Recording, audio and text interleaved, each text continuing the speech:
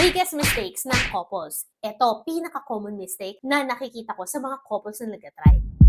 Nagtatry agad without preparation. Excited, hopeful, baka this month na. Pero kapag hindi agad nangyari, doonan papasok yung frustration. Yung tanong na, bakit ang tagal? May mali ba sa amin? Pero minsan, hindi effort ang kulang, preparation. Kasi before pregnancy, may mga kailangang maayos muna sa katawan. Una, hormonal balance. Kung hindi balance ang hormones, pwedeng irregular ang cycle or walang ovulation. Pangalawa, egg quality. Hindi lang basta may egg, kailangan healthy siya para ready for fertilization. Pangatlo, health. Kasi kahit ready si babae, kung hindi strong na mahihirapan pa rin. So, hindi lang siya about try ng try. It's about preparing your body before expecting results. Parang exam lang yan. Kahit anong take mo, kung hindi ka nag-review, mahihirapan ka pa rin pumasa. Ganon din sa fertility. Preparation is part of the process. Hindi minamadali ang result. Inaayos muna ang katawan. So, this is Blessed Be Your Trusted Farm Mom. Na love kayo. Bye-bye!